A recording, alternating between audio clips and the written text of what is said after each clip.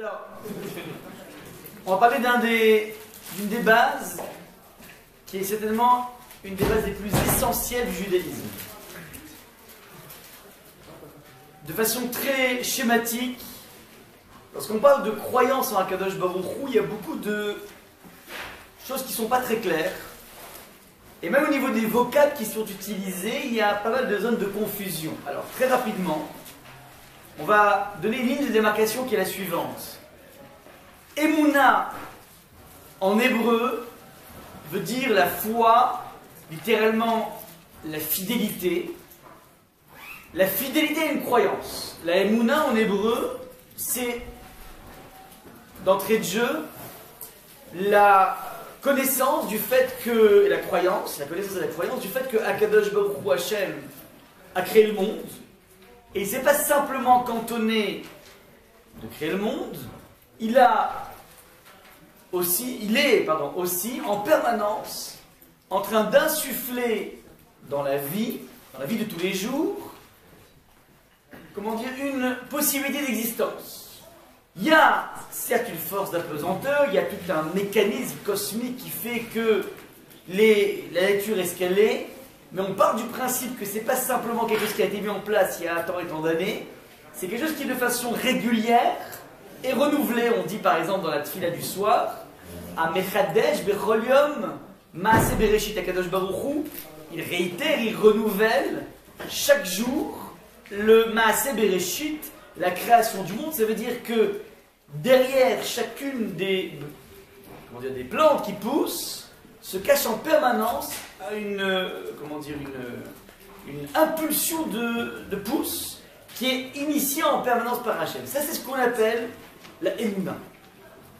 Il y a un deuxième chapitre qui est évidemment lié à cela, qui s'appelle le Bitachon. Le Bitachon en hébreu ne veut pas dire la croyance en Dieu, mais veut dire la confiance en Dieu. Pour être très schématique, et on va parler de ça sans arrêt, la confiance en Dieu, c'est lorsque, d'un point de vue émotionnel, tu traduis tes connaissances de la présence de Dieu en sensibilité, en ressenti, en émotion. Ça, c'est ce qu'on appelle le bitachon. Et bien, j'insiste bien sur ce fait, que le bitachon, la confiance en Hachem, est quelque chose qui se travaille. La Emouna, on peut, l'avoir hérité au niveau familial, ou tout simplement avoir cette mise à réfléchir et se dire, mais c'est quand même bizarre, derrière ce Big Bang, qui a pu créer une nature tellement ordonnée? On peut petit à petit, dans une réflexion intellectuelle, arriver à se dire qu'il y a bien une cause essentielle à ce monde. Ça, c'est la dimension intellectuelle. C'est pas suffisant. Il y a une deuxième dimension qui s'appelle la dimension émotionnelle, qui est que l'individu va de façon régulière ressentir son lien avec Hachem. Et c'est là-dessus que se loge l'essentiel du travail d'un juif à mettre en place dans sa vie, dans ses avancées et dans toute sa sensibilité. Alors, on va procéder de la façon suivante. En 3 points, un petit peu comme à l'accoutumée, on va d'abord voir d'où provient la zen-attitude. L'attitude d'un individu qui va être tranquille dans toutes les situations de la vie, qui est un petit peu un des débouchés de ce qui s'appelle le bitachon. Il y a encore des feuilles si vous avez besoin, n'hésitez pas. Ah, il y en a encore. Dans un deuxième point, on essaiera de embrasser assez rapidement les 2 grandes écoles de pensée au niveau du bitachon, le sabbat de Novardot et le Chazon Ish, qui sont 2 maîtres du XXe siècle. Et enfin, on essaiera de voir quel travail nous on peut mettre en place, ce que j'appelais dans le grand 3 le domaine de définition. Donc, je prends depuis le début d'où vient la zen-attitude. C'est tout à fait lié à la paracha de cette semaine. C'est qu'on voyait la paracha de Béchalar et Béchalar, et un petit peu cette épopée assez incroyable de sortie d'Égypte. Une sortie d'Égypte qui va nous amener devant cette fameuse mer des joncs, le Yam Souf, et qui, comme vous le savez toutes et tous ici, va être ouverte en 12 passages qui vont permettre aux Béné Israël de pouvoir passer à travers la mer des joncs, là, donc cette mer. Alors, vous avez les versets qu'on va étudier là maintenant, pour essayer de comprendre ce qui se trame exactement au niveau du sujet qu'on veut étudier là maintenant. Le texte nous dit la chose suivante. Comme Pharaon approchait, aux paroles écrivent Vaïsou béné Israël et Enehem. Les enfants d'Israël ont levé leurs yeux. Veine Mitzraïm nosea acharem. Et voici que l'armée égyptienne est en train de conduire, de les suivre, est à la poursuite après eux. Vaïmou Meod, ils ont eu extrêmement peur. Vaïtsakou béné Israël et Hachem, ils se sont mis à crier à Hachem. Donc je vous refais le scénario. On est sorti après 1 an de plaie, on a réussi à mettre, grâce aux plaies, l'Égypte totalement à genoux. On arrive à sortir en plein jour, on n'a pas filé à l'anglaise, on a filé de façon tout à fait tranquille.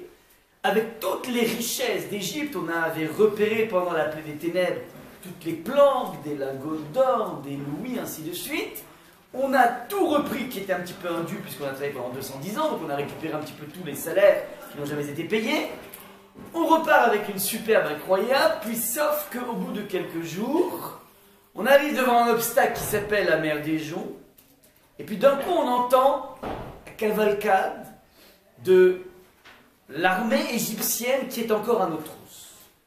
C'est une situation tellement complexe que le Midrash va imager cette situation dans laquelle le peuple juif est pris entre 2 mâchoires, d'un côté l'Égypte à ses trousses, de l'autre une mer tumultueuse. Elle va imaginer de la façon suivante, c'est un verset dans Shir Hashirim qui dit Yonati bechagve asela. Ma colombe se trouve dans les interstices du Sela, du rocher. Et le Midrash explique de quoi parle-t-on, c'est quoi cette colombe? En fait c'est une colombe qui était tout simplement en train de voler tranquillement, un petit peu comme les saumons qui se baignent tranquillement dans l'eau.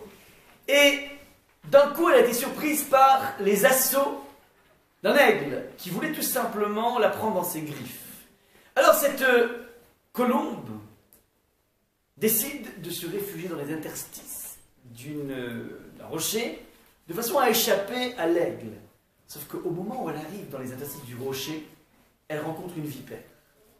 Et elle est donc prise dans ces deux feux. D'un côté, l'aigle qui rôde autour du rocher, et puis la vipère qui est à 2 doigts de la mort. Et à ce moment-là, la Yona fait un cri et invoque Hachem. Le peuple juif est exactement dans cette situation. On ne sait pas quoi faire, dans une impasse totale.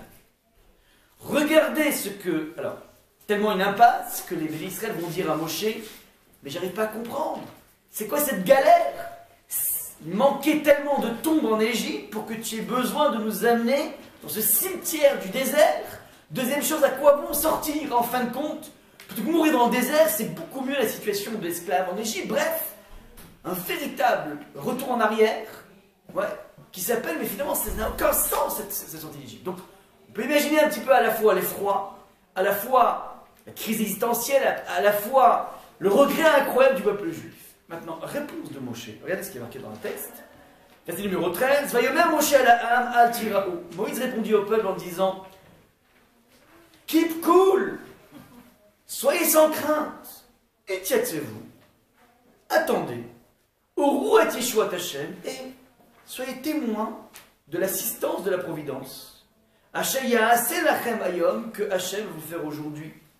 Qui Hachem ve'item et Mitzrim ayom, car tout ce que vous avez pu voir aujourd'hui, les Égyptiens, l'otosifu lirotam od adolam. Vous ne les reverrez plus. Je répète, le peuple juif en panique totale, et Moshe, la fleur dans la bouche presque, leur dit, mais écoute, keep cool, cool Raoul, pena Léonard, tranquille Bill. Mais, question qu'il faut poser, mais de quel droit? De quel droit et quel sens ça a? T'as un bonhomme qui est en face d'un précipice, et t'arrives, tu fais de la philosophie en disant, non mais tranquille, tranquille. Qui permet à Moïse d'avoir un zen aussi, comment dire, aussi insolent? Qui permet à Moïse d'avoir un tel zen? Alors, évidemment, la réponse est classique. Moïse, comme tout le monde le sait, a un coup d'avance.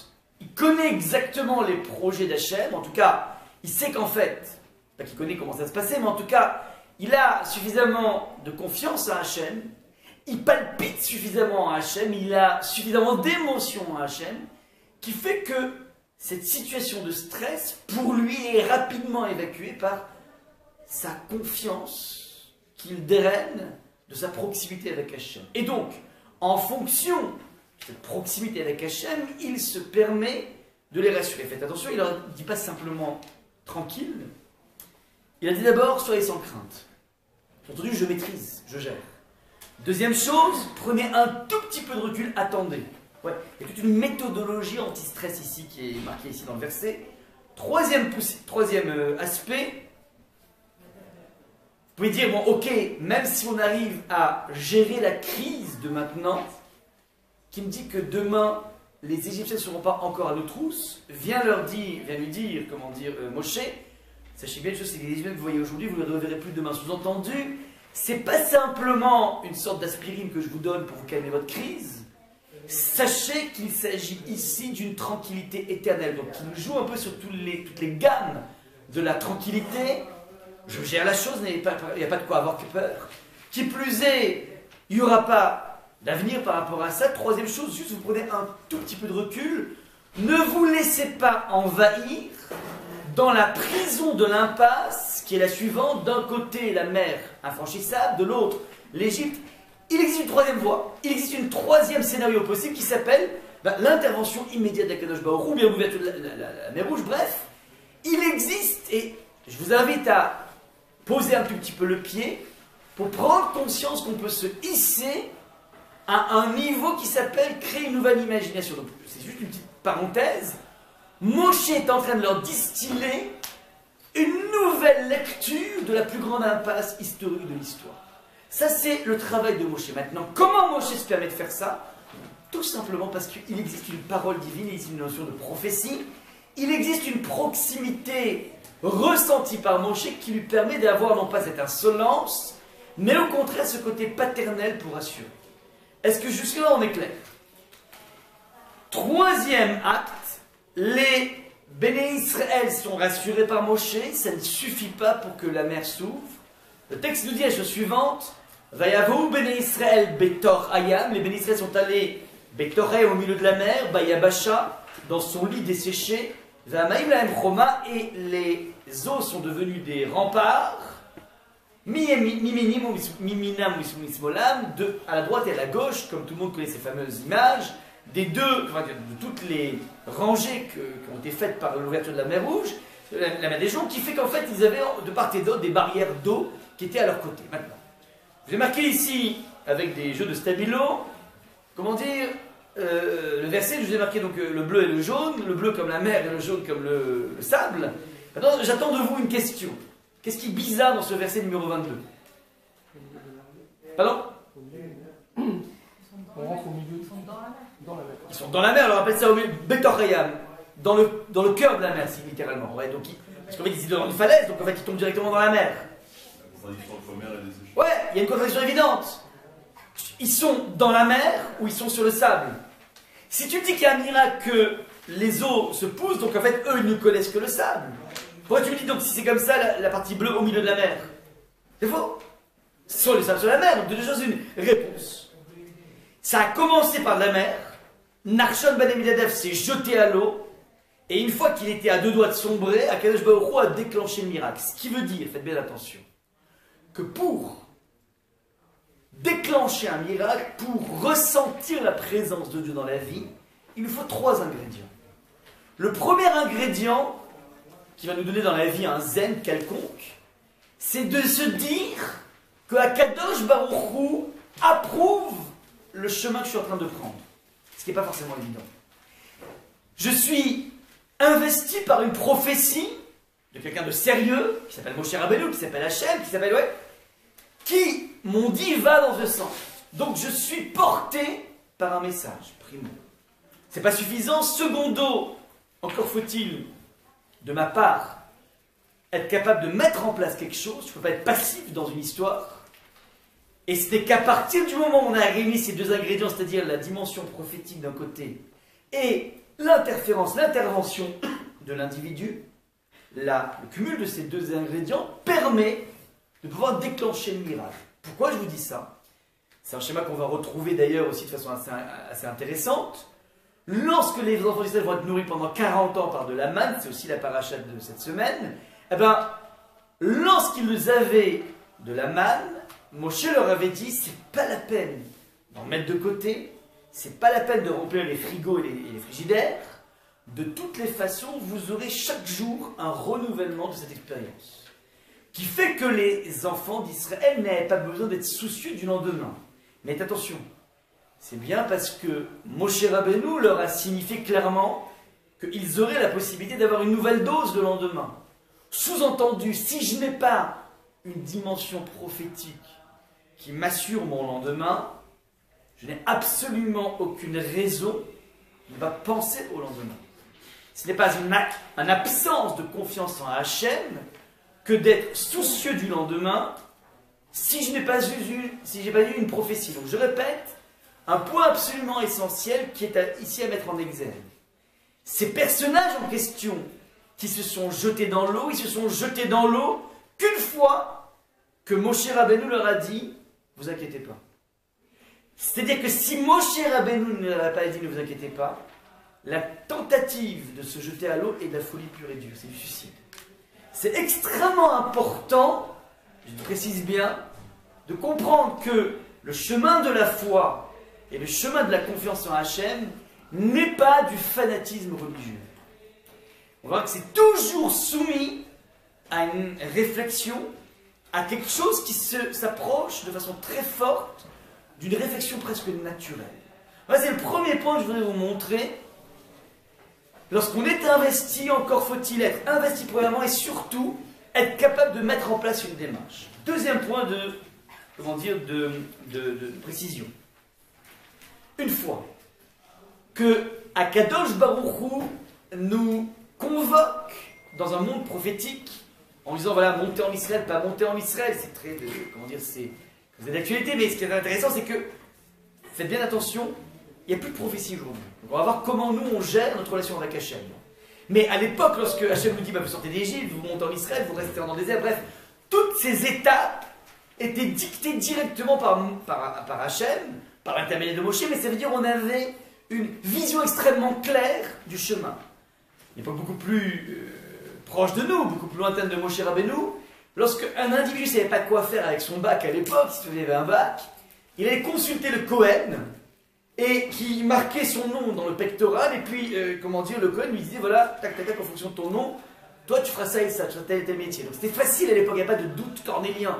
Qu'est-ce que je fais dans la vie, avec qui je me marie, bref, tout ça c'était assez facile, dans le sens où on avait une inspiration prophétique qui était, qui était à disposition et qui nous permettait d'avancer. Aujourd'hui on a plus ça, on va voir comment on gère aujourd'hui. Pardon? C'est d'autant plus aberrant s'ils avaient une telle présence de l'éveil et de choses. Comment est-ce qu'ils peuvent manquer du patron de Emouna? Si c'est marqué clairement, ouais. De nos jours qu'on en manque. Alors c'est pas aussi clair, on pourrait concevoir comment faire, mais à l'époque d'Israël, pourquoi? Et deuxième question, pourquoi c'est pas Moshe qui est rentré dans le Yam? C'est Narshad.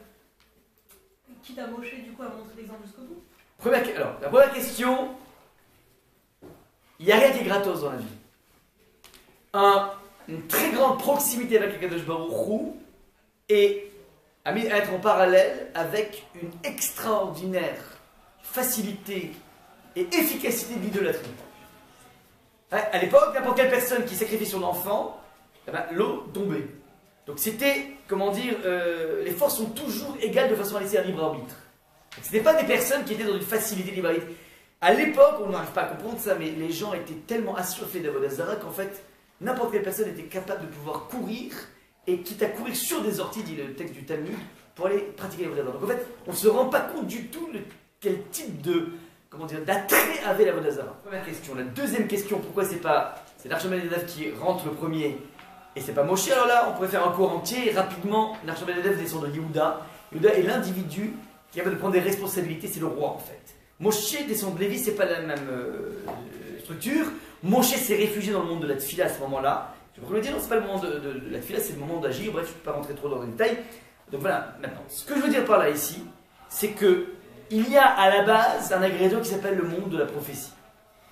Deuxième point, une fois qu'on est investi d'une mission, qu'on est investi d'une prophétie, il y a ce qu'on appelle un devoir d'être zen. Ce n'est pas simplement un conseil pour mieux vivre, c'est un devoir. Si je marqué dans le petit b, lorsque on a eu à mener des guerres, on a quitter Tsé par exemple pour venir en Israël et protéger Israël de toutes les formes de fausses croyances, d'idolâtrie, alors on avait, comment dire, un verset qui lui dit Ve'amar alehem shema Israël atem kirevim hayom la milchama al-Yochem.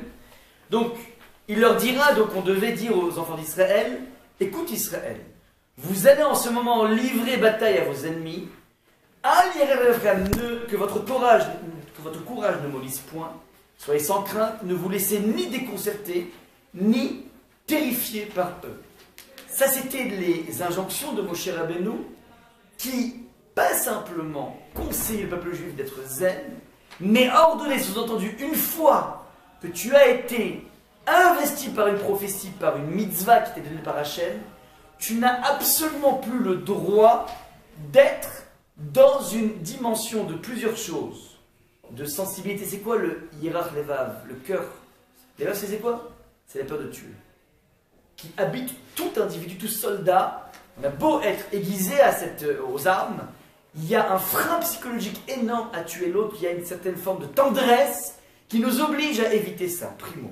Secondo, il leur dit, soyez sans crainte, ça veut dire que on peut avoir la peur de tuer, on peut aussi avoir la peur d'être tué soi-même. Troisième point, ne vous laissez ni déconcerter, ni terrifier par eux. Tu peux être donc dans une absence, donc tu peux te travailler par rapport à la peur de tuer ou la peur d'être tué, et tu peux aussi être victime de tous tes fantasmes, de toutes tes imaginaires, parce que tu es en face d'un individu qui est là beaucoup plus fort que toi. Mon cher Rabbeinu dit, tu restes zen tranquillement.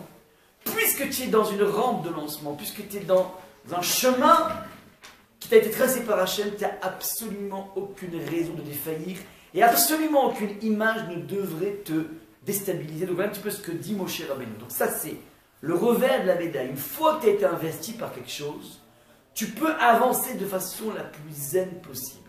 On parlera beaucoup du zen parce qu'on va voir à quel point le bitachon est quelque chose qui amène un individu à une véritable tranquillité. Maintenant, ça c'est le deuxième point. Donc j'ai dit, les ingrédients essentiels de notre relation avec Hachem, c'est d'abord une prophétie, un commandement, une promesse d'Hachem. Ne vous inquiétez pas, ça va bien se passer. Et, je précise bien aujourd'hui, il n'y a aucun bonhomme dans le monde, aussi grand rabbin soit-il, qui peut user d'une quelconque prophétie ou d'une quelconque promesse. Les seules choses que nous avons aujourd'hui dans nos mains, c'est exclusivement la volonté dévoilée d'Hachem qui s'est exprimée dans la Torah en lui disant ce qu'il a envie qu'on fasse de notre vie. On n'a rien d'autre que ça. Il n'y a aucun kabbaliste et aucun rabbin et aucun plus grand rabbin du monde qui pourra connaître ce qui va se passer si Mashiach est à la porte ou pas. Toutes ces notions sont des notions qui échappent totalement aujourd'hui dans un monde sans prophétie. Ça, je le précise bien parce qu'il y a beaucoup de gens qui se prennent pour les ambassadeurs du bon Dieu ou les ministres des relations extérieures du bon Dieu. Et c'est n'importe quoi. Ouais. Donc, faire bien attention par rapport à ça. Je continue donc dans les points de précision. Vous avez ici un miracle assez incroyable qui est assez connu. C'est qu'il y a Eliyahu, un Navi, donc qui est celui qui est censé annoncer la venue du Mashiach. Alors, Eliyahu, un Navi, un jour a eu il allait visiter une femme qui était dans le désordre le plus total puisqu'elle venait de perdre son fils. Le texte nous dit que Eliyahu est arrivé et la mère a supplié Eliyahu d'utiliser tous ses pouvoirs pour ressusciter l'enfant. Le texte nous dit Vaïtmoded à la Yeled, Shalosh Pe'amim. Il s'étendit sur l'enfant par 3 fois. Vaïkra el Hashem, Vayomar. Il appela Hashem, il invoqua Hashem. Vayomar, il dit Hashem Elokai, mon Dieu, Seigneur, Tashav na nefesh hayeled azeh al kirbo. Je t'en prie, permets que la vie revienne au cœur de cet enfant. Donc, je répète le scénario, il y a un avis s'étend sur l'enfant à 3 reprises. Il supplie Hachem et dit Baruch Hashem. Le miracle a été mis en place. Il a été sauvé, l'enfant a été sauvé. Voilà, donc jusque-là c'est beau, c'est mignon. C'est joli ou pas? Joli quand même, un miracle qui a fait évaluer. Bon. Arrive le Tosafiste, maître du Moyen-Âge, qui vivait essentiellement en France, pose une question incroyable. Il dit, mais je ne comprends pas. D'après une tradition, Eliyahu Hanavi est un Kohen. De Kohen. Alors, vous savez pertinemment que les Kohanim n'ont pas le droit d'être au contact de la Touma, de l'impureté. ils n'ont pas le droit d'être au contact d'un cimetière, si ce n'est pour s'occuper de leur propre mort. Mais il n'a d'aucune façon la possibilité de rentrer en contact, de se mettre à côté d'un cimetière. Ça va très loin, vous savez, ces choses, vous savez que lorsqu'il y a des Kohanim qui voyagent par El Al ou par Air France, alors ceux qui sont scrupuleux font attention qu'il n'y ait pas dans la soute à bagages un cercueil. Parce que si c'est un cercueil, alors le Kohen qui se trouve au-dessus de la soute à bagages, eh ben, il est en connexion directe avec la Touma, avec l'impureté, donc c'est interdit. Ouais. Donc il y a beaucoup de gens qui sont extrêmement scrupuleux par rapport à ça. Un Kohen ne se souille pas en ayant un contact avec la pulsion de mort qui est la Touma. Petite parenthèse d'ailleurs, puisque d'après la tradition, lorsqu'on va reconstruire Bezat Hashem, Bekarov, le troisième temple, alors il va se trouver justement sur le mont du temple. C'est une des raisons pour laquelle tous les Arabes ont placé exprès des cimetières autour du mont du temple, justement pour bloquer la venue du Eliyahu Navi. Mais ce qu'ils ne savent pas, c'est qu'en fait, il n'y a pas de problème. Ouais. Parce que le problème, c'est qu'il y a le cimetière juif. Ouais. Donc en fait, pour qu'ils ne savent pas. Mais en tout cas, donc, il pourra tranquillement passer par là-bas, mais ils ont mis exprès des sortes de petites bombes comme ça pour bloquer la venue du Mashiach, ouais, qui est censé venir donc sur son âne et aller donc sur le mont du temple. Bon, c'est une petite parenthèse. En tout cas. Ce qui m'intéresse ici, c'est la question de Tosfot. Tosfot demande, je comprends pas, mais c'est un Kohen, et un Kohen n'a pas le droit d'être en contact de quelque chose qui est mort.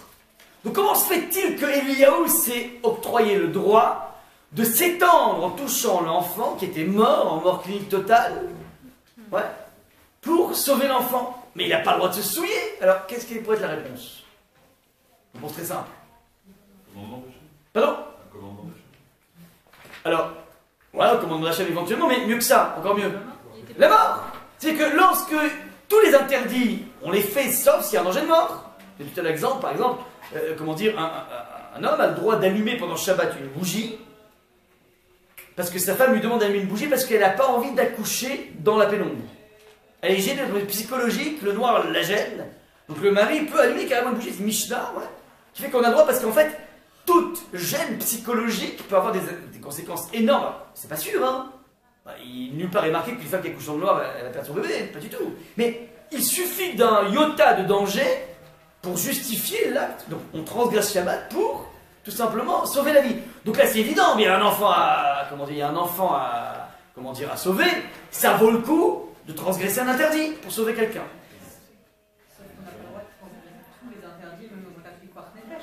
Alors, pratiquement tous, sauf si par exemple c'est un interdit qui s'appelle se prosterner devant une avodah zara, devant une idolâtrie, soit par exemple un individu à qui on dit soit je te tue, soit tu tues. Donc on dit à Reuven soit tu tues, soit je te tue, alors là il doit se laisser tuer. Soit troisième possibilité, si un individu on l'oblige à faire une relation interdite. Ouais. Ça il doit se laisser tuer plutôt que d'aller... Mais si c'est pas ça, ces trois interdits capitaux, tous les interdits on les brave sans danger. Ouais, sans aucun souci. C'est pas Picor des Fèches, il est déjà mort. Picor des Fèches, c'est quand on essaie de sauver la vie de quelqu'un, là il est déjà mort le moment. Alors, ok. Alors, tu dis, oui, mais là, l'enjeu, c'est quoi? C'est faire revivre. Donc on est pire que Picor des Fèches. On est pire, ouais. Maintenant, Tosfot répond de la façon suivante. Ils disent que Eliyahu s'est permis parce qu'il savait à coup sûr qu'il allait le faire ressusciter. Il avait une potion magique, appelez ça ce que vous voulez. Il sait à coup sûr qu'il peut le faire ressusciter. Ouais. On est clair jusque-là ou pas? Donc, ce qui justifie d'enfreindre, c'est le fait qu'on va sauver l'enfant, à coup sûr. Demande un maître du 19e siècle, Netziv. Je comprends pourquoi Tosfot a besoin de rentrer comme réponse, pour justifier l'attitude de Eliyahu en disant que, à coup sûr, il va le sauver. Mais même si c'est pas à coup sûr, même si c'est avec un point d'interrogation, s'il y a, comment dire, un danger quelconque de vie en transgression Shabbat, c'est-à-dire que même lorsqu'il y a un doute sur la vie, pas une certitude, mais un doute, ça suffit pour justifier une transgression. On joue pas, on joue pas avec la vie. Donc il suffit d'un petit iota de problème pour aller. Il y a pas très longtemps, j'avais mon fils qui est tombé sur la tête, il commençait un petit peu à perdre le. Comment dire, à perdre il est un petit peu comme chamboulé, il a commencé un peu à vomir. Ni une ni deux, pendant Shabbat, on appelle les pompiers, ils sont venus, je suis allé dans le. On ne prend pas de risque. Il n'y a aucun risque à prendre par rapport à ça. Et d'ailleurs, c'est intéressant. Comment dire, lorsque on doit faire des transgressions pendant Shabbat, pendant ce moment-là, d'après la Torah, il faut que ce soit la personne qui est la plus, comment dire, la personne qui est considérée comme la plus religieuse qui doit lui transgresser. Vous savez pourquoi? Parce que plus il est religieux, plus il est conscient du poids des interdits. Et il est aussi conscient de la vie. Et donc il ne va pas hésiter. Il n'hésitera pas à prendre un téléphone, à faire tout ce qu'il faut comme démarche. Une personne qui est un peu moins religieuse ne se rend pas compte à quel point il y a un enjeu de vie énorme. Ouais. Donc c'est une petite parenthèse. Donc en tout cas, on ne joue pas avec la vie. Donc il suffit d'une chance de sauver l'enfant. Pour t'en dire, tu n'as pas besoin d'être sûr de sauver l'enfant, même une chance. Pourquoi tout ça, tu as besoin de rentrer dans une certitude de sauver l'enfant? Alors, le détective répond de la façon suivante, incroyable. Il dit que, étant donné que Eliyahu Hanavi utilise une méthode complètement bizarroïde, ouais, c'est un truc de marabout, ça. Ouais, pour sauver un enfant, tu t'allonges sur lui à 3 reprises, et ça le sort. On n'a jamais vu ça. Il n'y a aucune science qui pourrait valider un tel acte. Il n'y a aucun sens. Donc c'est un truc complètement kabbalistique, complètement mystique. Étant donné que Eliyahu Hanavi n'utilise pas un registre de la médecine classique, à partir de là, il n'a absolument aucun droit de transgresser un interdit. Si tu utilisais un système classique normal, c'est-à-dire un cheminement classique de sauvetage, alors là, tu peux transgresser Shabbat, tu peux transgresser tout ce que tu veux, même pour sauver avec un point d'interrogation, même pour une chance de sauver. Mais, lorsque tu utilises quelque chose qui n'est pas naturel, à partir de là, tu ne peux transgresser qu'à partir du moment où tu es sûr que tu sauves. Ceci pour dire en 2 mots, ceux qui n'ont pas compris toute la boucle, c'est pas grave, c'est pour dire la chose suivante, que ce que Hachem attend de nous n'est pas quelque chose de spectaculaire, c'est de rentrer dans quelque chose de normal. N'importe quel Hod Kohen, on ne l'aurait jamais permis de tenter de s'allonger sur l'enfant si on n'est pas sûr que ça va qu'il pourra le sauver. Avec un point d'interrogation, c'est pas suffisant parce que tu ne peux pas transgresser avec un point d'interrogation. Si tu utilises un cheminement qui est bizarroïde, un cheminement normal, tu peux, oui, si tu as un point d'interrogation, tu pourras, oui, transgresser. La petite nuance. Ce que je veux dire par là, c'est que les démarches qu'on met en place dans notre relation avec Hachem sont des démarches qui sont normales, qui sont pensées, qui sont réfléchies. Il n'y a rien, ce que j'ai appelé le monde du fanatisme, il n'y a rien qui n'est pas soumis, si vous voulez, à quelque chose de compréhensible et de rationnel. C'est le 3e point. Je donne un exemple assez intéressant, toujours pour montrer l'articulation entre le monde de la prophétie et l'action de l'homme. Le Tanakh est truffé d'histoires dans lesquelles on voit qu'il y a eu beaucoup de luttes qui ont été faites pour justement asseoir le royaume de David.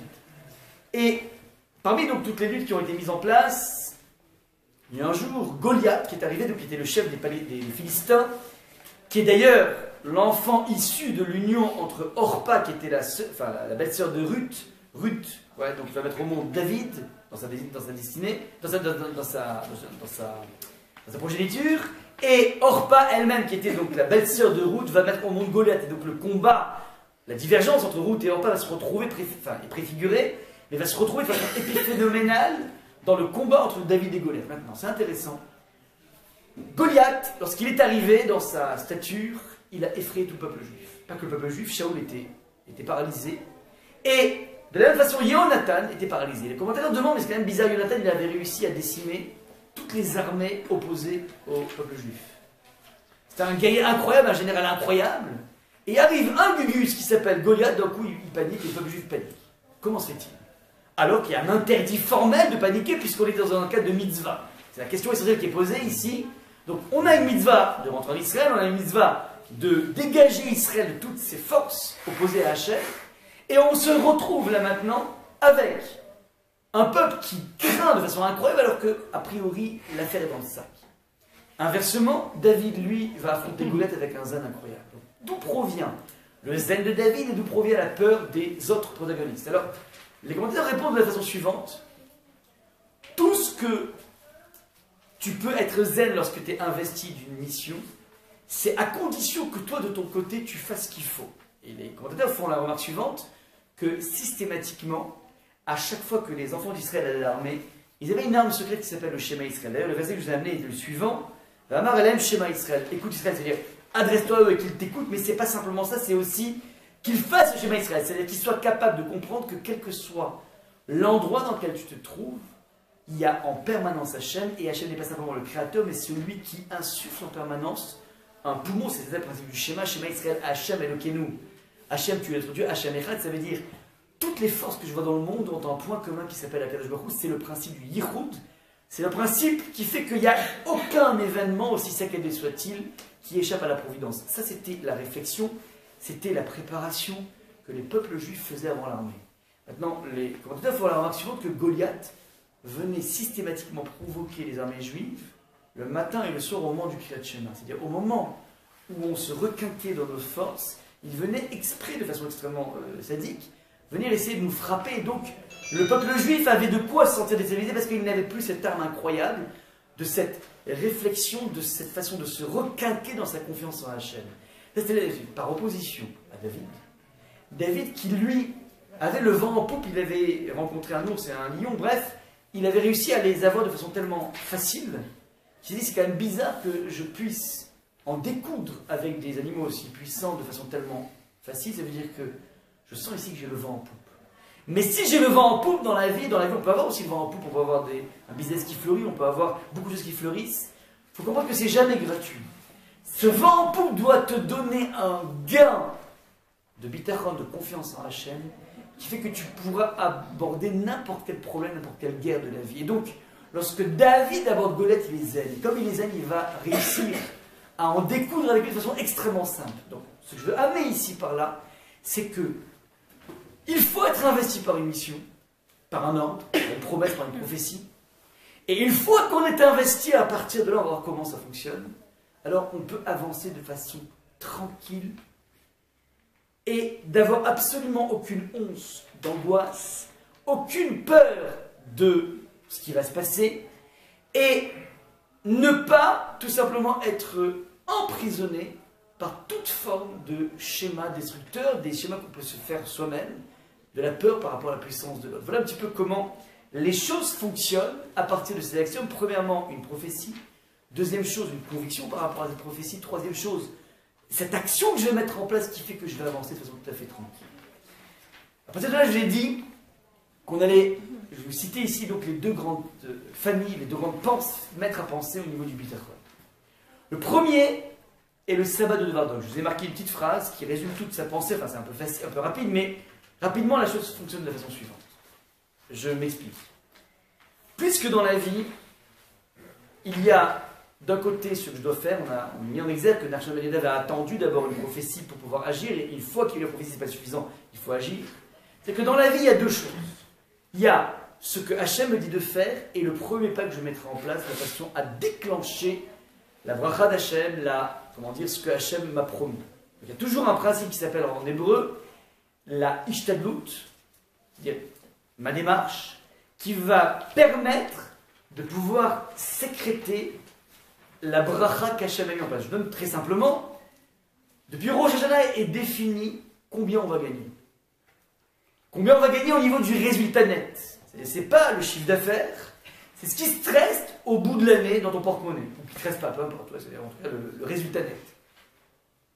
Maintenant, ceci, c'est pas quelque chose qui est passif. Akadosh Baruch Hu va décider ton résultat net depuis Rosh Hashanah.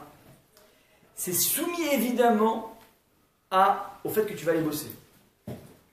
Maintenant, la question qu'on va avoir dans la vie, c'est que si de toutes les façons, je dois bosser pour déclencher ce qui m'a été promis par Hachem, question pour une championne, pour un champion, qu'est-ce que je dois faire de façon minimaliste, puisque ce n'est qu'une question de tension efficace, qu'est-ce que je dois faire au minimum pour éviter de rentrer dans le piège de croire que c'est parce que je travaille que je reçois. Je répète, il n'y a absolument aucune corrélation entre mon boulot et mon chiffre d'affaires, je répète bien, et mon résultat net, pardon.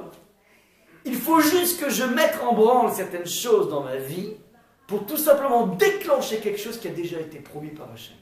Là, c'est un principe sacro-saint du bitachon, c'est-à-dire, ça ne viendra pas tout seul, mais s'exciter comme un fou ne servira aussi à rien.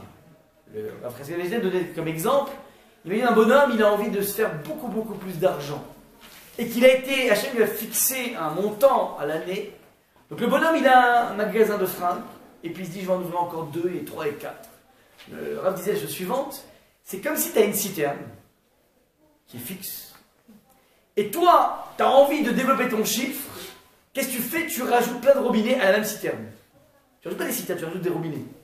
Donc, un magasin. Alors, je ne suis pas en train de saper ici l'esprit d'entreprise, pas du tout. Je dis qu'il existe un arbitrage très intelligent à mettre en place, dont on va parler là maintenant.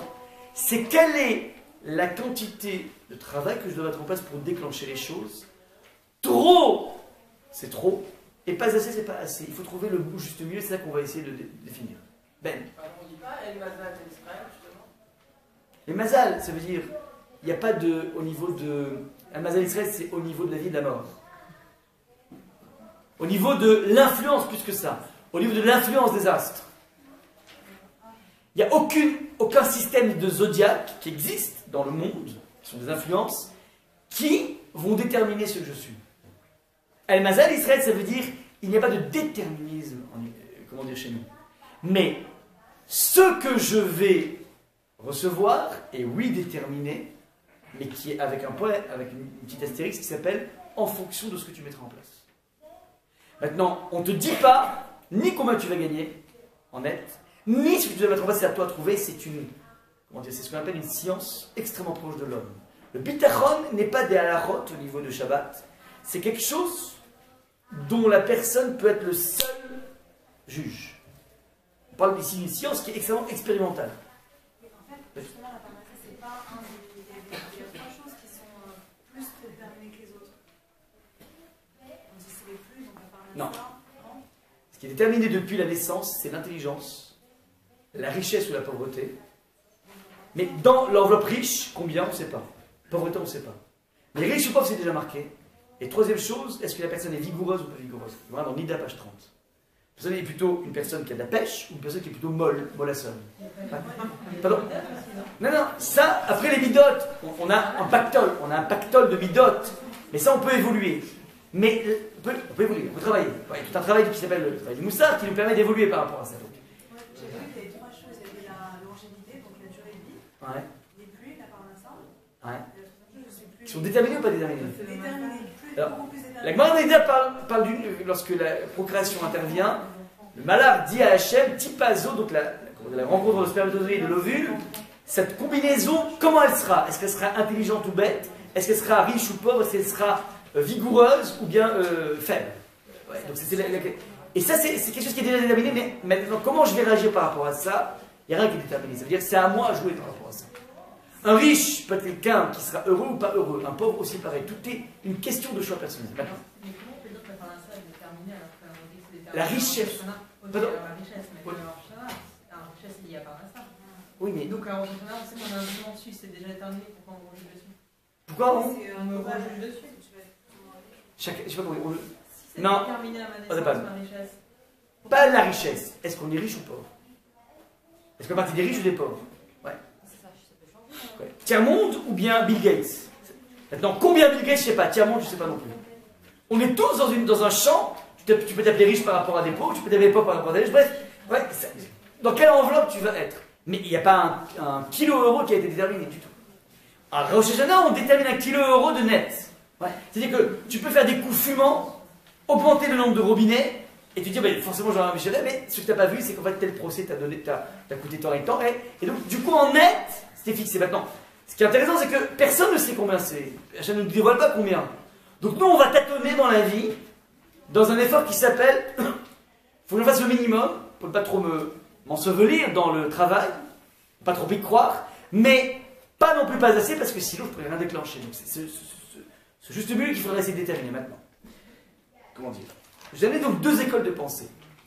Ces deux écoles de pensée vont essayer de nous donner une sorte de conduite à avoir dans notre relation avec Hachem. La première est une école extrêmement dure à mettre en place, je vous dis tout de suite, c'est l'école de Novardok, qui dit la chose suivante. La croyance ultime du fond du cœur qu'Hachem va me sauver induit le sauvetage. Ça veut dire, si j'ai une croyance et une confiance absolument démesurée en Hachem, qu'il va me sauver de la passe la plus délicate, si je cultive cette confiance, alors je suis assuré que je n'aurai aucun problème. Alors, illustration immédiate. Le sabbat de Novardok, donc ce rave, des fois il arrivait comme ça, il voyait un élève à lui, il dit, qui était à la yeshiva, il dit, voilà, toi tu pars maintenant, tu vas fonder une yeshiva en Europe centrale, là-bas quelque part. Le bonhomme, sur le champ, Ouais. Il se levait, prenait ses bagages immédiatement, et il allait directement au train pour fonder une yeshiva dans telle et telle ville à Pétarouchnok. Maintenant, ni il prenait de quoi manger, ni il prenait un peu d'argent pour acheter un billet de train. Rien. Il arrivait, Dieu lui pourvoira, Dieu lui pourvoira, Hachem et Hazor. Et alors attention, étant donné qu'il s'agissait de personnes d'une très haute élévation, ça fonctionnait. Bon, vous arrivez, tac, d'un coup, trouver un bonhomme qui a fait tomber son ticket, et puis de fil en aiguille, ce bonhomme a créé un empire de yeshiva dans l'Europe centrale au début du XXe siècle. Ouais. Donc ça, c'est une première thèse qui est extrêmement complexe à mettre en place. Je vais dire pourquoi. Une des applications qui a été mise en place, c'était un jour, donc il y a un raf qui avait parlé de cette chita, cette façon de voir les choses. Donc en deux mots, tu y penses à fond, tu y crois à fond, tu es déterminé là-dedans, et plus tu es déterminé, plus tu sécrètes toi-même la réussite. Alors, il y avait un bonhomme donc, qui avait fait un cours comme ça, un raf qui a fait un cours, et il y a un des élèves qui a dit, moi je vais appliquer ça. Il y avait le loto qui passait le soir. Le bonhomme il a dit, voilà, j'arrête tout mon business, je vais jouer au loto, et je suis sûr que Kadosh Baruch Hu, et je pense profondément de tout mon cœur, que je vais gagner. Et ils ont mis de loto, et ça ne marche pas. Donc il attend peut-être le deuxième tirage, le troisième tirage, ainsi de suite. Bon, ça ne marche pas. Au bout d'un moment, il va voir le rave, il dit, écoutez, voilà, j'ai fait ce que vous m'avez dit, mais ça n'a pas marché. Le rave, il réfléchit, il dit, écoute, c'est quoi, regarde. C'est combien l'enveloppe? C'est combien tu peux gagner au niveau de l'auto? Le gros lot, c'est 100 000 euros. Tu sais quoi? On va faire un pacte comme ça. Moi, je te file la moitié. Moi, je te file 50 000 euros. Comme ça, tu peux survenir à tes besoins, ta famille, tes enfants, parce que là, maintenant, tu as vendu ton business, tu peux plus. Mais maintenant, tu continues à jouer, et dès que tu as le gros lot, il est pour moi. Donc, je te file 50 000 euros maintenant, mais j'ai une sorte de droit, je ne sais pas comment on appelle ça en économie, finance, j'ai un droit, une option. J'ai fait une option sur un ticket qui vaut 100 000 euros, puisque tu y crois, et moi aussi j'y crois. Le bonhomme, il dit, bah écoute, ça va, je marche, ça me va, ça se fait. Voilà, le rêve, il dit, ah, ça se fait, j'arrive pas à comprendre.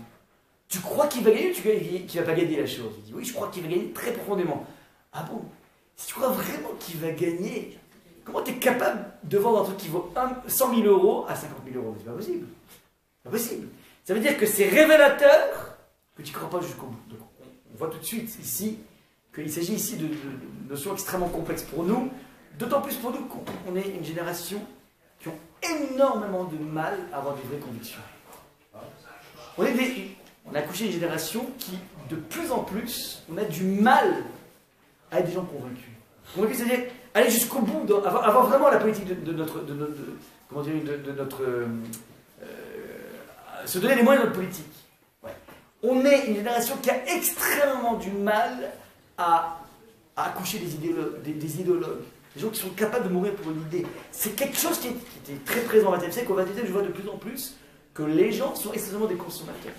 Et donc, être capable d'y croire jusqu'au bout, sans entrer dans une sorte de fanatisme religieux, mortuaire, ouais, ben ça c'est extrêmement dur. Donc ça c'est le premier point. Deuxième point, deuxième famille de pensée, qui est donc portée par le Chazon Ish, qui est la thèse un peu classique, qui dit, attention, faites bien attention à ce que je vous dis, si vous retenez que le Chazon Ish de tout le cours, vous allez gagner quelque chose d'extraordinaire dans le judaïsme.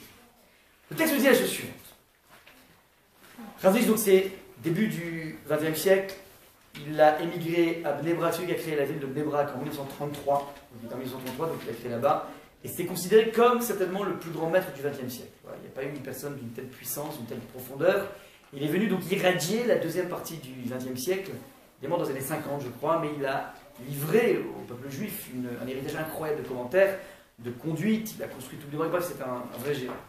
Alors, l'idée est la suivante, concernant la confiance en Hachem, une vieille erreur s'est glissée dans le cœur de beaucoup de personnes qui croient que la confiance en Hachem se résume au devoir de croire qu'à coup sûr tout ira bien. Je répète. Lorsque un individu est engagé dans une démarche et qu'il se sent croyant en Dieu et confiant en Dieu, en se répétant en permanence « Yetov », tout ira bien. Il dit c'est quelque chose qui est totalement faux. C'est pas ça la confiance en Hachem. Vous verrez que énormément de gens distillent une pseudo-confiance, qu'il appelle une confiance qui est, comment dire, mais sous l'effet. En hébreu ça veut dire mais sous la... Pardon. Biaisé, plus que biaisé. Pardon, erroné, ouais. Donc c'est erroné, c'est erroné, c'est plus que erroné, c'est falsifié. C'est une croyance falsifiée. On va expliquer de quoi il s'agit. Il dit pourquoi? Parce que cette conception est fausse, car tant que n'a pas été dévoilé l'avenir par le biais d'une prophétie, aucun avenir n'est sûr. Personne, il n'y a plus de prophétie aujourd'hui. Depuis le premier temple, on n'a plus de prophète. Shimon Tzadik était un des derniers prophètes. Donc personne ne peut dire quelque chose sur l'avenir, puisque personne ne peut dire quelque chose sur l'avenir, et notamment sur la lia ou pas la lia, petite parenthèse, juste une petite parenthèse. Donc à partir de là, dire tout ira bien est tout simplement un délire, un fantasme. En effet, qui connaît les desseins d'Hachem? Il amène un exemple ici. Tu ne sais pas de quoi il fait l'avenir et tu ne sais pas ce que veut derrière ce qui se passe Hachem. Il y a un exemple que de son temps, il vient d'Europe centrale, il dit des personnes qui ont eu d'un coup une félicité incroyable, ils ont gagné énormément d'argent. Les gens ont pris ça comme une bracha, tu penses, c'est une bracha, c'est magnifique. Sauf que c'est exactement ça qui les a enterrés pour rester dans la même nazie, ils n'ont pas émigré avant l'heure. Donc ils sont restés tout simplement engoncés dans leur richesse, qui ne sont pas partis suffisamment tôt. Donc en fait, une bracha peut s'avérer être une profonde klala, une profonde malédiction, vice versa. Quelque chose qui peut être vécu comme une malédiction peut, en fin de compte, accoucher une bracha incroyable. Bref, on ne maîtrise pas, absolument pas, la lecture immédiate des événements. Je dis bien la lecture immédiate. Il faut beaucoup de recul, comme disait Moshe Rabbeinu, prenez un peu de recul par rapport à cet événement. Vous direz, ayez un tout petit peu cette faculté d'envisager un nouveau schéma. C'est pas ou blanc ou noir, ou on meurt dans l'eau, ou on meurt par les Égyptiens. Il y a quelque chose qui peut émerger, qui s'appelle l'ouverture de la mer Rouge. Ah, tu me dis c'est bizarre, c'est pas grave. Lorsque tu te connectes avec Hachem, il y a des choses qui sont possibles. C'est exactement ce qui se passe chez le Chazon-Ish. Tu dis que les destins d'Hachem n'étant pas connus, la seule chose qui nous reste, c'est la chose suivante. À vrai dire, on ne connaît pas ce qui est bien pour nous. En fait, la confiance, que tu m'aimes bien, c'est savoir que rien n'est le fruit du hasard et que tout ce qui vient est initié par Hachem.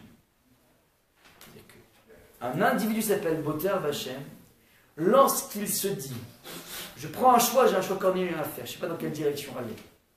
Je choisis ce choix et quoi qu'il arrive, dans ce choix que je fais, j'espère quelque chose de mieux. J'espère un lendemain meilleur. J'ai fait ce choix parce qu'en fait, j'avais deux possibilités, deux boulots possibles. Comment j'hésite dans mon mariage ou pas, me marier ou pas marier, bref, je prends une option et j'essaie d'être le plus authentique dans cette option, le plus normal et le plus rationnel dans cette option. Maintenant, une fois que j'ai pris cette option, quoi qu'il arrive, soit bien à mes yeux ou pas bien à mes yeux, ça pourra être goûteux ou pas goûteux, je sais de toutes les façons que c'est issu directement d'Hachem. Et ça, c'est quelque chose que rares sont les personnes qui travaillent dans ce sens. Je répète, je prends une voie et j'ai essayé d'être le plus authentique possible, le plus rationnel possible. Quoi rationnel, c'est être capable aussi de prier. Hachem, éclaire-moi. Donc je prends un chemin. Une fois que j'ai pris ce chemin, je peux continuer encore à prier Hachem, mais quelle que soit l'issue de ce chemin, même si c'est quelque chose qui est insipide à mes yeux, je sais que ce n'est pas le fruit du hasard. Ce n'est pas une punition, c'est un dialogue direct avec Hachem. C'est extrêmement important de s'ancrer cette façon de voir du Chazon-Ish. Ouais. Je donne des dizaines d'exemples. Hein. On peut avoir un choix d'appartement, on peut avoir un choix de ville, un choix de pays, un choix d'orientation, quelle qu'elle soit. J'agis en fonction des ingrédients que j'ai. C'est quoi les ingrédients que j'ai dans ma vie? Prophétie n'existe pas. Il ne me reste plus qu'une chose, c'est qu'est-ce que Hachem t'attend de moi? Je t'ai dévoilé dans 613 mitzvot. Ouais, j'essaie de tendre dans la vie vers la Kedusha, j'essaie de tendre vers le respect d'Hachem, vers le respect de mes proches, vers le raffinement de mes traits de caractère. Donc j'ai une véritable démarche proactive pour avancer. Donc là, d'une certaine façon, je m'inscris dans un schéma prophétique. Faites bien attention. Elle dit qu'au début, ce qui déclenche toutes les initiatives, c'est la dimension prophétique. Il n'y a plus de prophétie, mais il y a, oui, une expression claire d'Akadosh Baruch Hu de ce que Hachem attend de moi, dans ce qui s'appelle le cadre des mitzvot et le cadre des averot, de faire ou de ne pas faire. C'est pour moi des jalons qui viennent joncher mon chemin, le chemin que je prends. C'est-à-dire que lorsque je mets en place quelque chose dans la vie, j'essaie d'être le plus tip-top possible par rapport à ce que Hachem attend de moi. Une fois que j'ai fait ça, c'est tout, c'est fini. Je suis zen. Parce qu'en fait, je ne peux pas avoir de quelconque remords de conscience puisque j'essaie d'être le plus en accord avec ma conscience possible. J'essaie d'être le plus en accord avec le chemin de vérité qu'Hachem me trace. Même si je ne suis pas encore au top niveau, Une chose est sûre, c'est que j'ai une démarche de doucha. À partir du moment où j'ai une démarche de doucha, de sainteté, alors j'ai cette presque prophétie, non pas que les choses vont tourner dans le sens que j'ai envie, mais que les choses vont tourner dans le sens qui est le mieux pour moi, tel que Hachem regarde les choses. Et ceci parce que je me suis inscrit dans ce que j'ai appelé un schéma prophétique ramené à notre siècle, c'est-à-dire sans prophétie, mais avec des jalons qui ont été placés historiquement par Akadosh Baruch Hu. Est-ce que vous comprenez la démarche suivante? Et donc te dit le Chazon Ish, tu avances dans ta vie, tu ne restes pas dans la passivité, tu avances, tu fais des choix, et faites extrêmement attention, lorsqu'on parle de choix, c'est ça qu'on débouche maintenant sur le domaine de division, le grand 3, la première des choses, il faut comprendre que c'est quelque chose d'intimement personnel. Il faut faire extrêmement gaffe dans toute démarche spirituelle au mimétisme. Je sais qu'aujourd'hui, c'est très in de faire Shabbat, c'est très sympa d'aller étudier, et tant mieux qu'il y ait une mode par rapport à ça. Je veux dire, c'est quand même plus sympa la mode d'aller écouter un show que la mode d'aller en boîte, évidemment. Mais on ne va pas simplement parce que c'est in, parce qu'il y a un mouvement de groupe. Il faut dans la vie avoir des convictions. Il faut se travailler dans les convictions. Et plus je me travaille dans mes convictions, plus j'ai une chance de pouvoir avoir un goût personnel de ma spiritualité. Il y a de plus en plus de gens qui vivent un petit peu à l'instar du concept de People Magazine. C'est-à-dire que fondamentalement, les gens vivent en permanence, beaucoup vivent dans un mimétisme. Vivent sa vie par procuration. Ça, c'est, comment dire, quelque chose qui est devenu une norme. Il y a beaucoup de gens qui agissent dans la vie, qui s'habillent dans leur vie, qui habitent dans leur vie en fonction de ce qui est classique. La vie, la Torah te demande de développer un goût propre. Et je dis, même dans le monde de la Kedusha, même dans le monde de l'élévation, être capable de dépasser l'entrain, tant mieux s'il y a un mouvement global de gens qui veulent grandir dans la Torah, c'est important de s'affilier à ça, mais rapidement, il faut que tu goûtes à ton goût propre. Donc, la première des choses, je vous ai amené ici dans ce texte qui dit que Bemidash Adamodet Ba Modedimlo, en fonction de la façon dont tu te comportes, c'est-à-dire la façon que tu auras, par exemple, d'être gentil dans la vie, Akadosh Baruch Hu sera gentil avec toi. C'est-à-dire que Akadosh Baruch Hu est systématiquement agit vis-à-vis de toi en fonction de l'attitude que tu as vis-à-vis toi-même. C'est-à-dire que tu es toi-même celui qui sécrète le regard que Hachem porte sur toi. En d'autres termes, plus dans la vie, je décide, donc je passe du dossier de la gentillesse, du dossier de la compassion, au dossier de la confiance en Hachem. Plus dans la vie, je décide d'avoir ma propre confiance en Hachem, plus Akadosh Baruch Hu te permettrait d'être en live avec lui. Plus je fais confiance à autre chose qu'Hachem, c'est-à-dire tout ce qui s'appelle les choses qui bloquent avec Hachem. Qu'est-ce qui bloque? Ça veut dire la croyance que finalement c'est l'argent qui fait l'individu, c'est les politiques qui fait l'individu, c'est les Canada's qui fait l'individu. C'est-à-dire on mise de plus en plus, très souvent, de confiance en beaucoup de choses qui ne sont pas Hachem, qui sont des brachot d'Hachem, qui ne sont pas forcément Hachem. Plus je vais croire en quelque chose qui est autre qu'Hachem, plus Akadosh Baruch Hu me livrera dans les mains de cette croyance. Si, historiquement c'est toujours comme ça, lorsque les gens croyaient à fond à l'Avodah Zarah, lorsqu'ils venaient sacrifier un enfant à l'Avodah Zarah, l'eau tombait. La pluie, ça marchait. C'est-à-dire que le mécanisme de la confiance est un mécanisme qui donne de la force à la personne à qui tu crois. Du coup, il a plein de force. Plus tu crois en lui, plus il t'offre une relation en direct avec lui. Mais si tu décides de dire que finalement, ce qui assure ma survie, celle de mon épouse et de mes enfants, c'est une police d'assurance, eh bien, Akadosh Baruch Hu te montrera que finalement, c'est la police d'assurance qui assure la survie à toute la famille, ainsi de suite. Ça, c'est donc un principe essentiel, donc une sorte de, comment dire, de miroir, de relation de miroir. Et donc, je répète bien, il faut faire extrêmement attention lorsque je décide de faire un pas dans un sens. Ouais, c'est jamais calqué parce que mon copain, ma copine a fait la même chose. Être capable de développer son goût propre. Deuxième point. Excusez-moi, pourquoi on n'a plus de prophétie aujourd'hui là? Ça nous a été enlevé. Ouais. En même temps qu'on n'a plus de temple, on a été chassé de la terre d'Israël, on a pu revenir en 1948. Il existe des fractures historiques qui ont quelque chose d'intéressant dans la mesure où on va pouvoir devenir de plus en plus adulte. Le monde de la prophétie correspond à un monde dans lequel le peuple juif était moins adulte qu'aujourd'hui. C'est quoi un enfant? Un enfant a toujours besoin que son papa et sa maman lui disent quoi faire. On avait ce type de choses, avec en même temps une grande tension vers la Vodazara. Aujourd'hui, les choses sont beaucoup moins simples, mais le mérite est d'autant plus grand. Donc, pourquoi on nous a enlevé? C'est une question qui dépasse peut-être l'entendement, c'est une évolution historique.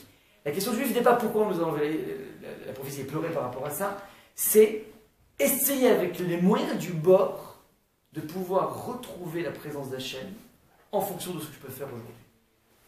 Donc, ce n'est pas la présence d'Hachem qui est partie, elle a l'air d'être partie, elle est moins immanente, mais on a suffisamment d'outils pour pouvoir la déceler et tisser cette rencontre. Ce qui est intéressant ici, dans la relation avec le zen, cette bitachon, de confiance à Hachem, c'est que lorsque tu développes toi-même ton goût propre au niveau spiritualité, alors tu es en live avec Hachem, mais tu es surtout en live avec toi-même. Tu n'es pas en décalage par rapport à toi-même. Quel est le problème de la vie qui est vécue par procuration? Et même des gens dans la religion le font, c'est que finalement, tu goûtes jamais à toi-même. C'est le danger essentiel. Et tonnes de gens qui s'investissent, et comme ils s'investissent par mimétisme, donc ils n'ont jamais fait la rencontre d'eux-mêmes, et donc ils ont énormément mal à rencontrer Hachem. Vous avez le problème ou pas? Tu ne peux rencontrer Hachem que si tu es en paix avec toi-même. Et la paix avec toi-même, elle passe par le goût de toi-même. C'est une équation absolument essentielle. Donc, tu as, comment dire, un travail à mettre en place. Ce travail, il ne faut pas que ce soit une passivité. Il ne faut pas que ce soit non plus trop d'action. Donc, il y a plein d'exemples, je n'ai pas le temps de vous en parler. Plein d'exemples dans le Tana dans lequel on reproche, par exemple, à des grands maîtres, comme Hiskiaou Amelé, le roi Hiskiaou, d'en avoir fait trop au niveau du combat qu'il a mené par rapport aux belligérants. Il est allé soudoyer en envoyant des portes en or à un roi pour éviter qu'il agresse Israël. Il avait aussi, au niveau de la tactique militaire, il avait bloqué les eaux du Giron. Le Giron, c'est une source d'eau qui se trouve en dessous du Kotel, pas très loin. Il avait bloqué les eaux pour stratégie militaire. On lui a fait ce reproche en lui disant, toi, dans ta stature spirituelle, tu n'avais absolument pas besoin d'utiliser ce type de soudoyer donc des rois ou bien utiliser des militaires. À ton niveau, c'est pas la peine. Évidemment, nous, on n'est pas du tout à ce niveau. C'est-à-dire que trop d'action va nuire, parce que finalement, c'est révélateur du fait que tu ne fais pas confiance à Hachem. Pas assez d'action, c'est ce qu'on appelle très souvent le refuge de la paresse. Il y a beaucoup de gens, je vais ici un verset assez édifiant, qui vient fustiger, regardez le verset qui dit la chose suivante. La pseudo-confiance qui camoufle la paresse. Ces chefs rendent la justice pour des présents. Donc, les personnes, des élèves qui se faisaient payer pour rendre la justice, des prêtres donnent leur enseignement pour des salaires, des prophètes prononcent des oracles à prix d'argent, et ils osent s'appuyer sur l'Éternel et dire, certes l'Éternel est au milieu de nous, aucun mal ne nous atteindra. Il y a des gens qui ont une démarche totalement mafieuse, et qui se permettent de couronner le tout en disant, Ezrat Hashem, Baruch Hashem. Ouais.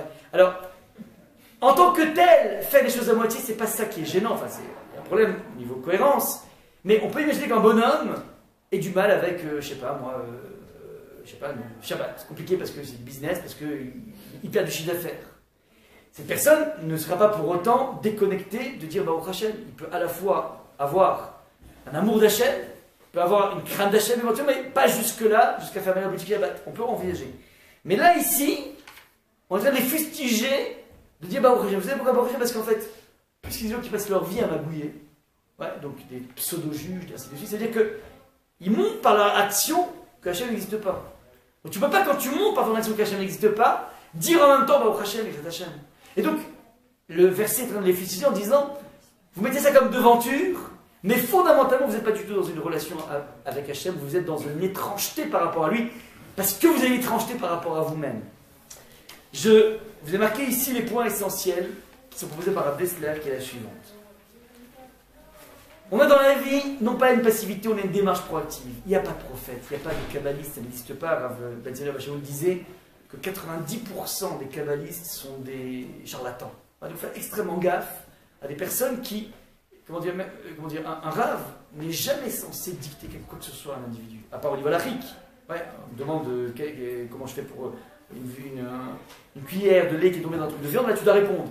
Mais dicter un choix de vie, on peut proposer, on peut indiquer à un individu, mais jamais décider pour lui. Parce que décider pour quelqu'un d'autre, c'est finalement lui faire une lobotomie de son libre arbitre. Et malheureusement, il y a énormément de gens qui rentrent dans ce jeu aussi bien au niveau des rabbins que des personnes qui vont les voir, qui font ce qu'on appelle, ils se dédouanent totalement de leur propre devoir de décider et se mettent dans un schéma dans lequel c'est finalement l'autre qui va décider pour moi.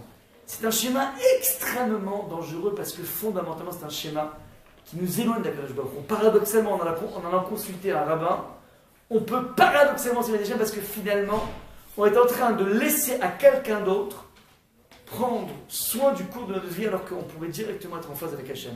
Je ne dis pas que c'est un chemin facile, mais je dis qu'il a l'avantage de nous laisser dans une démarche proactive qui s'appelle j'essaie d'être le plus en accord avec Hachem. J'ai une démarche qui est authentique, même si je ne suis pas tip-top, je ne suis pas un grand élite, certes, mais j'essaie d'avancer de la façon la plus droite possible. Je respecte la parole d'Hachem. J'essaie de m'améliorer dans mes traits de caractère. Et à partir de là, je peux dire à Dessler, dialoguer avec Hachem. C'est pas dialoguer avec Hachem, c'est dire voilà. Pour les hommes, par exemple, qui goûtent à l'étude de la Torah, peuvent rapidement se rendre compte que finalement, ce serait tellement bien de pouvoir étudier beaucoup plus par jour. Alors, on a un cours par semaine, c'est sympa, mais j'aimerais passer un peu plus. J'aimerais, par exemple, étudier 1 heure par jour. Vous allez me dire, attends, j'ai un business, responsabilité. Comment je fais pour faire ça? Je vous ai dit, tu sais quoi, tu fais une tentative. Tu tentes, ouais, donc un individu pourrait même se dire, mais finalement c'est tellement beau la Torah, je devrais tout claquer et me mettre à plein temps. Une femme pourrait dire, voilà, maintenant je lâche tout, je décide d'aller pendant 1 an en séminaire, je claque mon boulot, ouais, et je décide de me connecter avec Hachem. Pour entendre ça. Maintenant, on réalise rapidement que c'est complexe. C'est complexe, c'est dangereux, c'est même déstabilisant au niveau d'une famille. Il y a des gens qui ont fait tchouva d'un coup, les enfants ils ne comprenaient rien de ce qui se passe, ouais, d'un coup on leur impose un Shabbat, il n'y a plus de télé, il n'y a plus de PlayStation, c'est atroce. Parce que les parents, ils ont une crise de mysticisme. C'est atroce. Il faut gérer ça de façon très très souple. Enfin, faut être capable de comprendre que c'est complexe pour un enfant. Pas parce que quand tu as été allumé par la puissance de Shabbat, qu'un enfant va se départir de tous les films qu'il pouvait voir tranquillement pendant Shabbat. Je veux dire, c'est pas parce que tu es allumé que lui est allumé. Il faut être capable de voir comment tu pourrais l'allumer, mais c'est complexe. Ouais. J'ai vu beaucoup de cas de gens qui ont fait des tchouvotes spectaculaires. Mais ils ne se rendent pas compte qu'ils sont en train de miner le terrain familial de façon incroyable, ou bien une différence trop forte entre un mari et une femme, bref, c'est des choses extrêmement graves, et très souvent qui sont le lot de vexation, de mépris, bref, bon, il y a tout un lot, je ne vais pas parler de ça, mais je dis pas là que l'individu, comment dire, je parlais de quoi l'instant? Pas du film? Que le fait de faire une chouva trop rapide, ça peut être miner le terrain familial. Ouais, donc ça élimine. Et donc, j'ai perdu un peu le film. D'être dans une démarche proactive, mais y aller petit à petit. Donc j'ai une cohérence. C'est quelque chose qui vient de moi, de façon radicale. C'est moi qui ai mis ça en place. Je peux me faire conseiller à droite et à gauche. Et je sens qu'il y a quelque chose qui me ressemble dans les choses. Et donc dire à PCS, c'est ça que je voulais dire. Elle dit voilà, tu vas passer du tout au rien. Tu vas commencer de façon progressive. Je décide par exemple de mettre en place maintenant une demi-heure par jour. Une demi-heure, de façon rationnelle et logique, ça ne mange pas de pain. Même si tu es chef d'entreprise et que tu bosses 10 heures par jour, ne me raconte pas que tu n'as pas une demi-heure dans la journée, en gommant un petit peu les posts Facebook, un petit peu les posts cigares ou cigarettes. C'est jouable, c'est pas quelque chose qui est incroyable. Tu dirais à un copain non juif, tu sais quoi, maintenant je vais faire une demi-heure de yoga, et tu dirais ouais, why not? Il va te dire, oh, mais t'es malade, t'es un fanatique religieux. Ouais. Donc tu tentes une demi-heure, tu vois comment ça se passe. Si ça passe, tant mieux. Je vais petit à petit tenter un peu plus. Ça veut dire que je mets en place une démarche dans laquelle je teste Hachem. Hachem, je mets en place, j'ai décidé d'être un peu plus sérieux par rapport à ça, de rajouter un cours, si je suis déjà dans un cours, je décide maintenant de réviser un peu plus le cours. Je mets des choses en place et je vois si c'est la cata ou pas. Je connais des gens qui commençaient par 1 heure, 2 heures, 3 heures, 4 heures, 5 heures. 5 heures par jour d'études quotidiennes. Maintenant, c'est intéressant. Arrivé à 5 heures, la personne se dit waouh, je sens que j'ai beaucoup moins de maîtrise de mon personnel.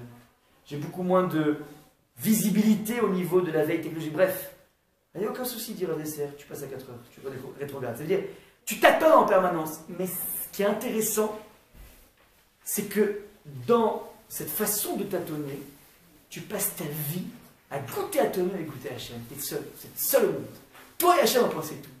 Et ce qui est génial, c'est que finalement, c'est là que petit à petit, tu commences à te muscler, et ça a des répercussions colossales dans toutes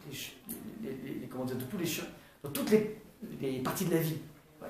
C'est-à-dire que tu fais un effort par rapport à ce domaine, d'un coup tu prends avec beaucoup plus de philosophie la relation de couple, avec beaucoup plus de philosophie tes relations avec tes enfants, avec beaucoup plus de philosophie tous les conflits que tu as pu avoir au niveau de ton entourage. Ouais. C'est-à-dire que petit à petit, cette proximité avec Hachem, avec toi, te rend infiniment plus stable, infiniment plus zen, et c'est ça un petit peu la puissance du peuple juif. Le texte nous dit la chose suivante: Shira malot abotrin b'Hashem ke'ar tzion lo yimot. Celui qui fait confiance à Hachem, ke'ar tzion lo yimot, il est comme une montagne de Sion qui ne chancelle pas, les olam va'ed. Ça donne une stabilité absolument extraordinaire. Je finis sur une anecdote qui a été pour moi une grande apprentissage. Je suis marié avec mon épouse il y a 17 ans. Et ce fameux Chazon-Ish est quelque chose que je connais, enfin qu'en yeshivot on n'a pas forcément étudié. Mais dans les séminaires, les filles, en tout cas mon épouse avait beaucoup étudié avec un élève, Rav Dessler, Rav Einoran, un grand maître. Et ils avaient bossé à fond le concept du Bitachon. Je dois vous montrer une illustration que j'ai vécue de la différence lorsqu'on a bossé dans ce domaine ou on n'a pas bossé. En fait, donc on s'est marié à Strasbourg.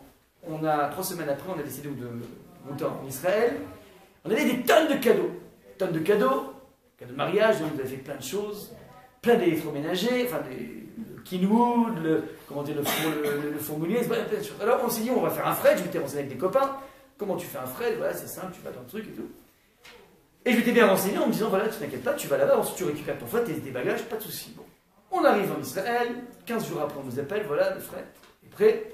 On va à Lod, on prend un taxi, on va à Lod, t'es content, on avait une vingtaine de cartons énormes avec toutes les choses, des habits, les choses. On arrive là-bas, puis d'un coup, on arrive dans une salle et on voit des bonhommes, on a des inspecteurs comme ça, qui inspectent les cartons des gens. On a vu un bonhomme qui s'était fait apparemment attraper parce que dans son carton on avait vu des tonnes de chemises, donc ils ont compris qu'en fait il faisait de l'importation clandestine. Et du coup je me renseigne en me disant, mais quoi, il y a un problème de faire venir des choses? Je dis non, enfin si tu fais pas du business, il n'y a pas de souci. Et par contre, si tu amènes des électroménagers qui sont neufs, alors il y a une taxe. Ouais, on te taxe les électroménagers. Je dis, mais c'est pas pour vendre, c'est des cadeaux de mariage. Non, on te taxe.